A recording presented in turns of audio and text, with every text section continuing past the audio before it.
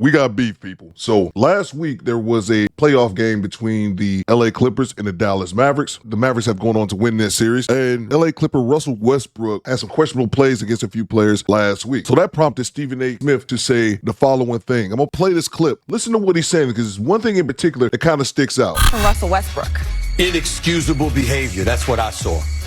And I don't know why this isn't being talked about enough, to be quite honest with you.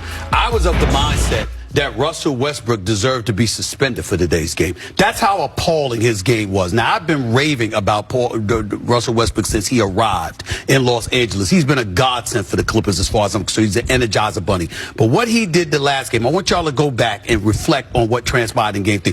Look at this foul right here. You knock the guy clear upside the head. You sit up there and you come down on Luka Doncic in the back. That play right there, you could have separated his shoulder. Then you push him in the chest. Then you go after PJ. And then after that, even though PJ shoved you in the back, and then you're shrugging off the referee. I felt so serious about this, fellas. I called the league office. And I said, I need an explanation. Tell me why Russell Westbrook wasn't suspended. And I was told that the the officials gave their report.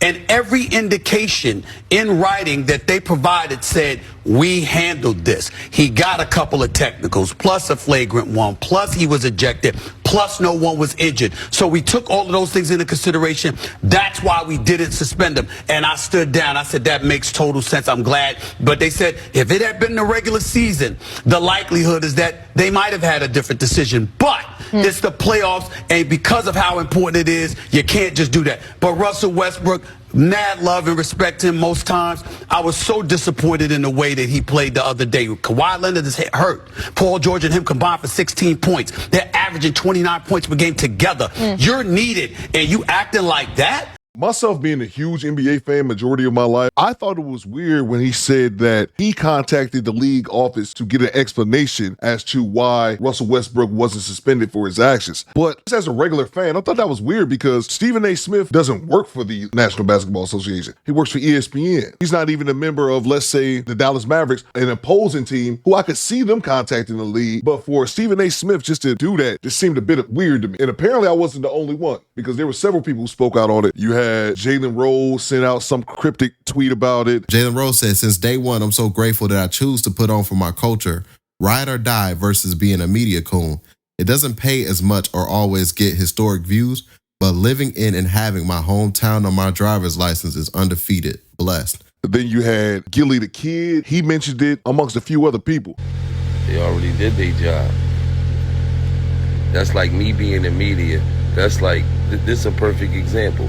That's like if Stephen A. Smith had a slip up on the air or said something he wasn't supposed to say on the air, and ESPN networks came to a decision to do something, and then I called up there and was like, I want to know why he ain't fired. Like, what? Gilly, you a fucking hater. Like, why the f would you want to know why that man ain't fired? I don't know. That's just how I think. But, you know, I was raised a little different. You know what I mean?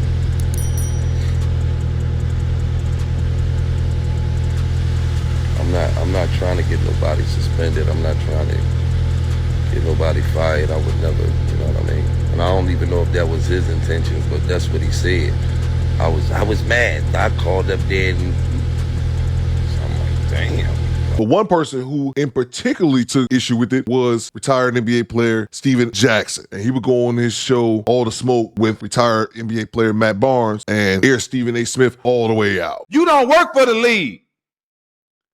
What make you think you got the power to call and get somebody suspended? So you opening more doors to thinking now, okay, the times when you done went on TV and spoke bad about me and other players, you called and put your vote in to get people suspended? Is that what you saying? Like that's crazy that you would openly say that. So for him to kind of go over there and do that and make that call, that shit just didn't sit well. And again, I mean, Stephen A. is our brother. And Jack, I think that that's why this era is so dope, I feel like, in media, because he used to just be able to say that and let the shit ride. And no one could say nothing to him because no one else had platforms. And again, we got a lot of love for Stephen A. Smith. We don't fuck with Whitlock, but I got a lot of love for Stephen A. I fuck with Stephen A. But sometimes he says some shit that's just like, come on, bro. You should know better than that. He a snitch. You snitching, bro. You called the league and Yeah. told it, nah, f- that, man. You called the league and tried to get that man suspended. That was the league decision. You don't do no shit like that, bro. You don't do no shit like that's the weakest shit ever. I'm sorry, bro. I'm not f***ing with him no more. Y'all can be your homeboy. I can't f*** with no shit like that, dog. Russ is my partner. And you know, I'm one of the people that's been going to bat for Russ. I didn't hang with Russ. Me and Russ never went out to eat or nothing like that. I'm standing up for Russ on some real nigga shit. That was the weakest shit he could have ever done, was call the league and ask why somebody not suspended, dog. Fuck that. Stack went in on him. So then Stephen A. Smith will respond, which I didn't expect Stephen A. to respond, but hey, I guess he got time today. And part of handling it is addressing people on the level they need to be addressed. And that is when it comes to Steven Jackson. Now, I say Steven Jackson because Matt Barnes, who will be on shortly, addressed me in a fashion as somebody who had a real problem with what I said and what he interpreted me saying. And again, that's on me. Steven Jackson went in. But what he said about me when it came to Russell Westbrook really raked my nerves. He called me a snitch. Now, Steven Jackson, I could ask you, were you high?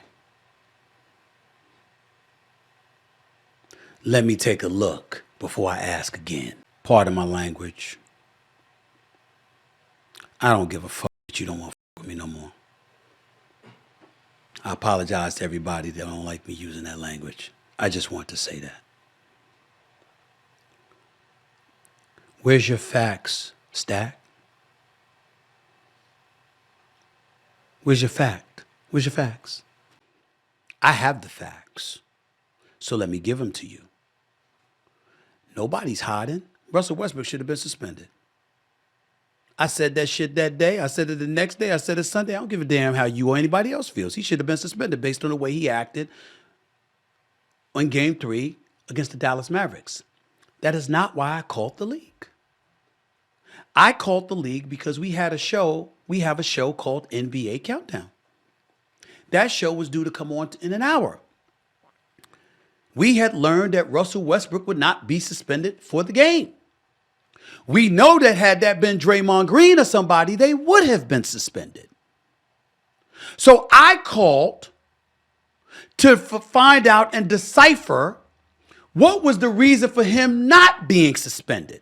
If you need to know, I spoke to Joe Dumas to be exact. Ask Joe Dumas, did I ever once say, y'all should suspend him, y'all should suspend him, y'all should suspend him? I never said that.